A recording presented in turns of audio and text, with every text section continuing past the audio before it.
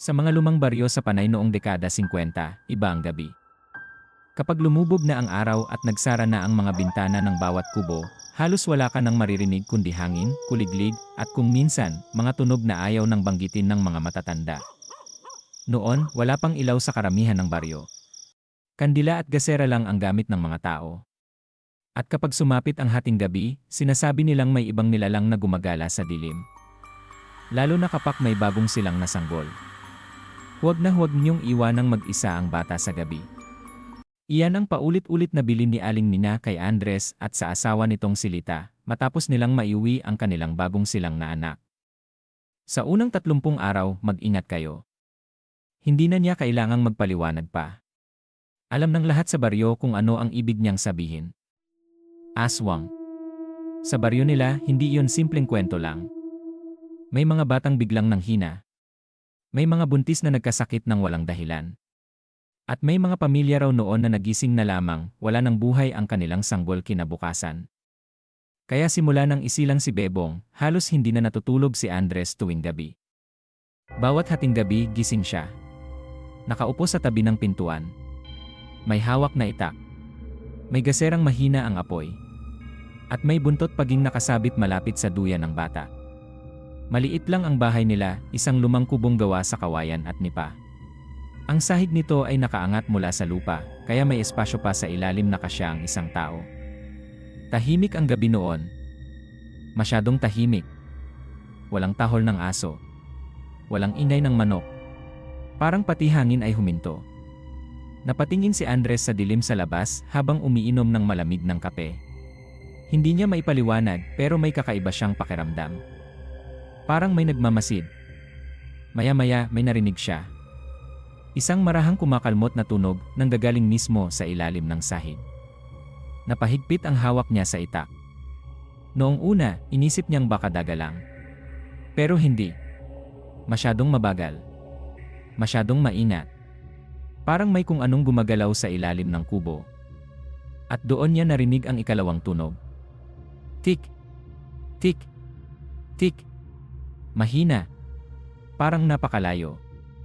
Biglang nanlamig ang batok ni Andres. Naalala niya ang sinabi noon ng kanyang ama. Kapag malayo ang tunog ng tik-tik, ibig sabihin, malapit na ang aswang. Dahan-dahan siyang tumayo.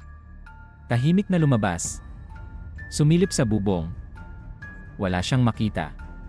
Pero may naramdaman siya, isang bigat sa itaas ng bahay. Parang may nakapatong sa bubungan. Mabilis siyang bumalik sa loob. Hininaan niya ang apoy ng gasera. Ayaw niyang mahalata ang galaw niya. Mahimbing pa ring natutulog si Lita. Tahimik din ang sanggol. Pero patuloy ang tunog sa ilalim. Lumuhod si Andres sa sahig. Dahan-dahan siyang sumilip sa pagitan ng mga siwang ng kahoy. At doon niya nakita. May tao sa ilalim ng bahay. Isang matandang babae. Nanlaki ang mata niya nang makilala ito. Si Aling Sela. Isa sa pinakamatandang babae sa baryo. Mabait. Palangiti. Madalas magbigay ng kakanin sa mga bata. Pero iba ang itsura nito ngayon. Nakatitig ito sa kisam ng kubo, diretsyo sa direksyon ng duyan ng sanggol. At unti-unti may lumabas sa bibig nito. Isang mahabang dila. Manipis. Nangingitim. Dahan-dahang gumagapang paitaas sa siwang ng sahig, parang ahas na naghahanap ng madaanan. Napahinto si Andres. Hindi siya makahinga. Nanigas ang buong katawan niya. Palapit ng palapit ang dila sa direksyon ng duyan. At doon, nawala ang takot niya. Anak niya yon. Biglang tumayo si Andres at kumaripas palabas ng bahay.